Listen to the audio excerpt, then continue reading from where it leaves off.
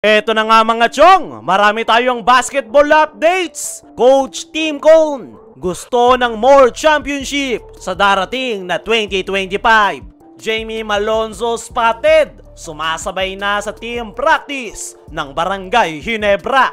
Ditong mga nakalipas nga na araw mga chong ay mainit itong si Jamie Malonzo dahil sa kanyang napipintong pagbabalik sa Barangay Ginebra. Ayon nga mismo kay Jamie sa kanyang naging latest interview ay sooner or later ay muli na natin siyang makikitang maglalaro para sa kanyang koponan. Sinagot rin itong si Jamie Malonzo yung mga nagsasabi sa kanya na out of shape at tumaba na, hindi nga raw yan totoo. Hindi nga raw taba ang meron siya ngayon dahil nagpapalaki siya ng katawan matapos yung naging surgery sa kanyang injury. Kinakailangan nga raw ni Malonzo ng more muscles para mas tumibay yung kanyang binte at hindi na bumalik yung kanyang injury. Expected nga na by January ay muli na nating makikitang maglalaro itong si Malonzo para sa Barangay Ginebra. At mukhang sigurado na nga yan mga chong dahil spotted nga itong si Malonzo sa team practice ng Barangay Ginebra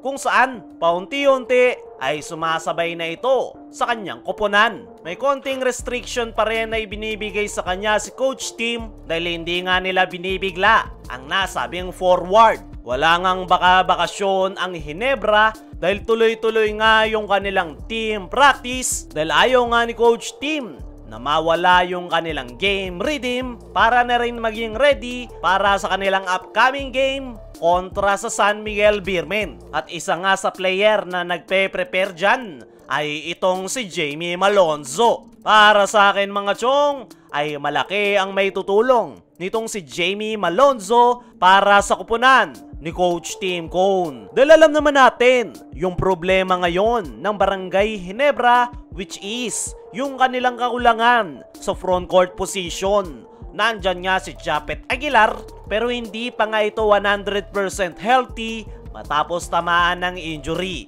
Nandyan rin si Troy Rosario pero hindi nga kakayanin ni Troy kung siya lang yung aasahan. Kaya naman sa napipintong pagbabalik nitong si Jamie Malonzo para sa kanyang koponan ay paniguradong malaki ang kanyang magiging impact sa Ginebra. Expected na hindi agad mararamdaman yung opensa ni Malonzo dahil galing nga ito sa injury. Matagal-tagal nga siyang hindi nakapaglaro kaya nandoon yung expectation ng lahat na back to basic at mangangapa pa si Malonzo para sa kanyang kuponan. Pero yung presence pa lang ni Malonzo sa ilalim ay malaking tulong na para sa Ginebra. Dahil gaya nga ng sabi natin kanina, hindi pa 100% si Japet at pwede ngang maging reliever itong si Malonzo para makapagpahinga si Japet. Isa pa, nagpalaki nga ng katawan itong si Jamie Malonzo. Kaya naman, talagang magagamit ni Coach Tim itong si Jamie Malonzo bilang pagdepensa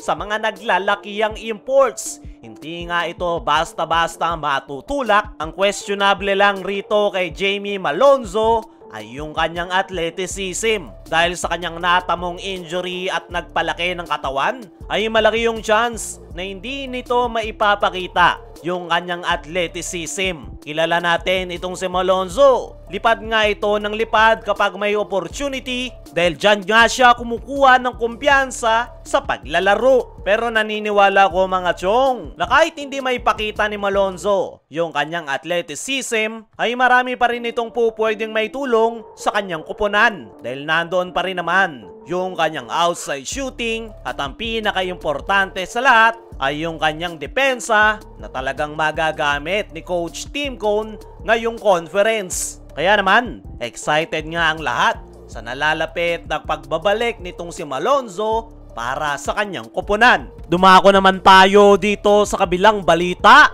Coach Tim Cone gusto ng more championship sa darating na 2025. Magdadalawang taon na matapos ang huling kampyonato ng Barangay Ginebra. Last championship ng Ginebra ay noong makatapat nila ang PBA guest team na Bay Area Dragons. At hindi nga yan naging madali dahil hindi nga birong kupunan ang Bay Area. Matapos nyan ay hindi na nakakuha pa ng kampyonato ang Barangay Ginebra. Kaya naman sa naging latest interview kay Coach Tim noong tanungin kung ano ang goal nila sa 2025 ay ang sagot nga nito ay looking forward for another championship. Matagal-tagal na nga raw at 2 taon na silang hindi nakakakuha ng kampyonato. At yan nga raw yung kanilang main goal sa paparating na panibagong taon. Hindi raw magiging madali pero pagsusumikapan nga raw nila at gagawin ng best